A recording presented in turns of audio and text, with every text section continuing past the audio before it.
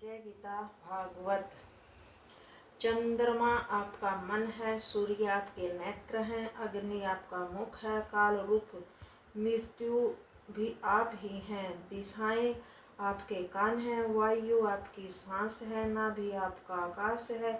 हे विराट स्वरूप परमात्मा, आप हम पर प्रसन्न होइए। मैं शंकर इंद्र समस्त प्रजापति लोकपाल आप ही से उत्पन्न हुए हैं। आपके मुख से ब्राह्मण, भुजाओं से क्षत्रिय, जांघाओं से वैश्य तथा चरणों से शूद्र उत्पन्न हुए हैं। हे परमात्मा, हम आपके दर्शनों के अभिलाषी हैं।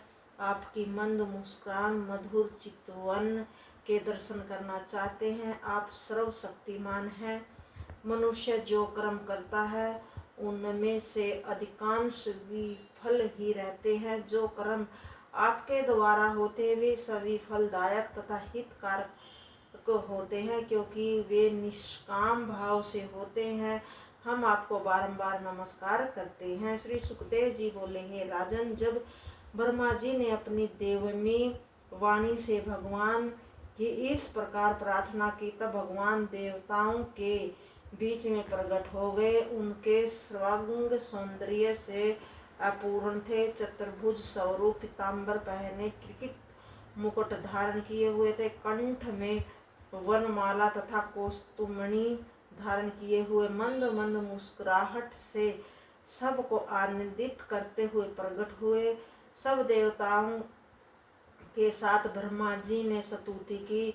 तब भगवान मधुर वाणी से बोले, हे ब्रह्मा, शंकर तथा देवताओं, तुम सावधानी से मेरी आज्ञा सुनो। तुम्हारे लिए वही उत्तम मार्ग है। इस समय दैत्यों की दिशा बली है। दुर्वासा के श्राप से देवताओं के दिन निर्बल है। अतः संकट काल को मैत्रीय पूर्ण भाव से व्यतीत कर देना चाहिए। तुम दैत्यों से मित्रता कर लो और क्षीर सागर को मंथ कर उसमें से अमृत निकाल कर पान कर लो। दैत्यों की सहायता से यह कार्य बड़ी सुगमता से होगा। उनके हाथ केवल स्वयं ही लगेगा। उत्तम फल तुम्ही लोगों को प्राप्त होगा। इस कार्य की सिद्धि के लिए असुर तुमसे जो शर्त स्वीकार कराए वह सब स्वीकार कर लो। शांति पूर्वक अपना काम बना लो। क्रोध मत करना, क्रोध से काम बिगड़ जाते हैं। जब काम बन जाए तब सांप की भांति अपना स्वार्थ बनाकर चूहे को निगल जाना। अमृत पीकर तुम अमर हो जाओगे, तब दैत्यों को मारने में समर्थ होगे।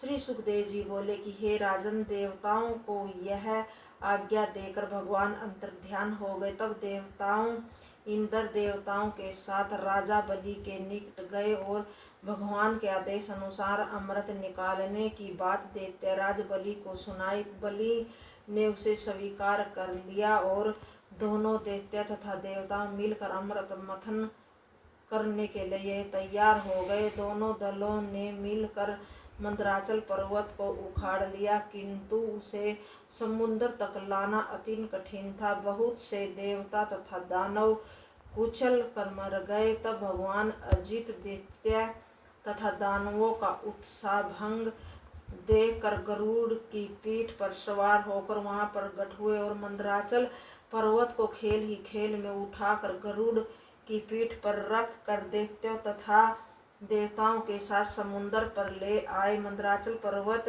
की रई तथा वासुकी नाग की नैती बनाकर समुद्र मंथन करने को उद्यत हुए, किंतु मंदराचल बिना किसी आधार के होने से समुद्र के जल में डूबने लगा। तब भगवान ने कच्छप का रूप धारण करके समुद्र में प्रवेश किया और उसे अपनी पीठ पर रख लिया।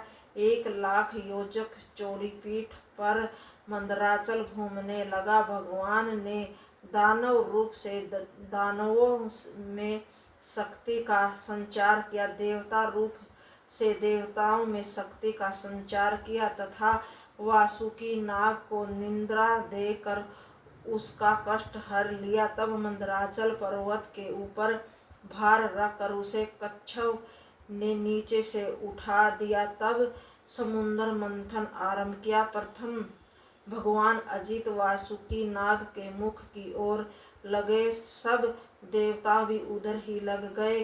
जब उल्टी बुद्धि वाले दानव दैत्यों ने देखा कि मुंह की ओर लगने में कोई लाभ अवश्य है, तब पूंछ छोड़कर बोले कि हम पूंछ नहीं पकड़ेंगे, यह शरीर का अशुभ अंग है, हम किसी से शक्ति में कम नहीं है, अतः हम मुंह की ओर का स्थान लेंगे। तब देवताओं ने मुंह छोड़कर पूंछ पकड़ ली और दैत्यों ने मुंह पकड़ लिया। इस प्रकार दोनों दल समुद्र मंथन करने लगे। जय गीता भागवत।